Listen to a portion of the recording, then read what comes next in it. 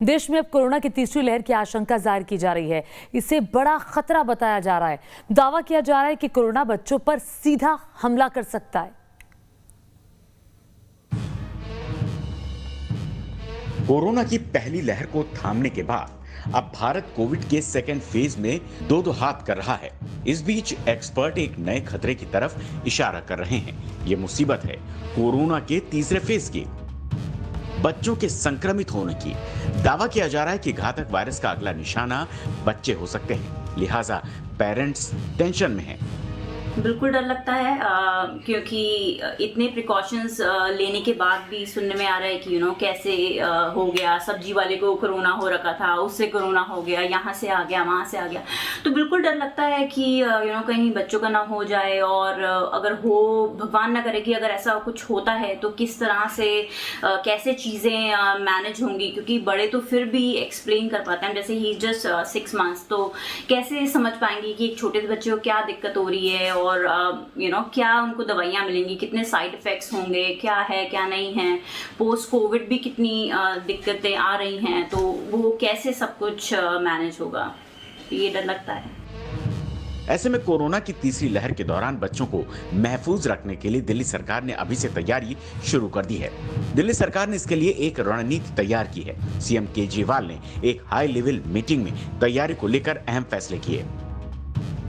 सबसे पहले तीसरी लहर से बच्चों को बचाने के लिए उन पर पड़ने वाले प्रभावों को कम करने के लिए एक विशेष टास्क फोर्स का गठन किया जाएगा।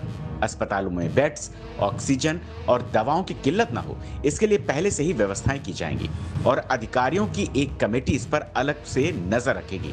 दिल्ली में जो ऑक्सीजन प्लांट लगाए जा रहे हैं उन्हें समय से तैयार किया जाए और ऑक्सीजन की सही व्यवस्था की जाए।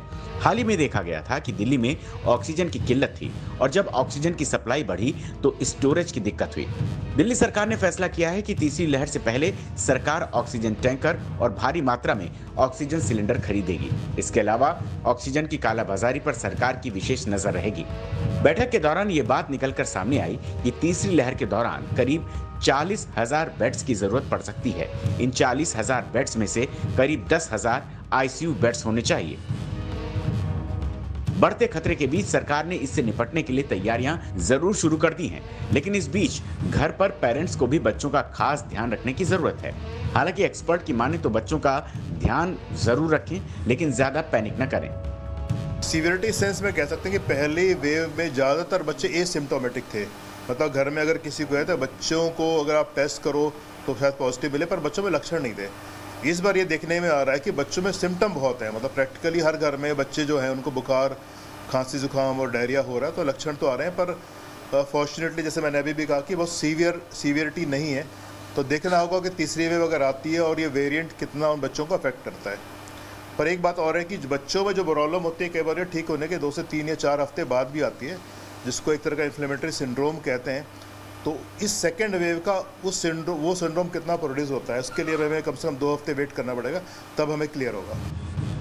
थर्ड वेव की आशंका के बीच सरकार के सामने सबसे बड़ी चुनौती ये है कि बच्चों का ख्याल कैसे रखा जाए, क्योंकि वयस्क मरीज आइसोलेशन या हॉस्पिटल में अपना ध्यान खुद रख सकता है, लेकिन छोटे बच्चों को विशेष देखरेख की जरूरत होगी। ऐसे में अब देखना यह होगा कि बच्चों को कोरोना के खतरे से बचाने के लिए क्या क्या खास इंतजाम करना पड़ेगा। Team news nation.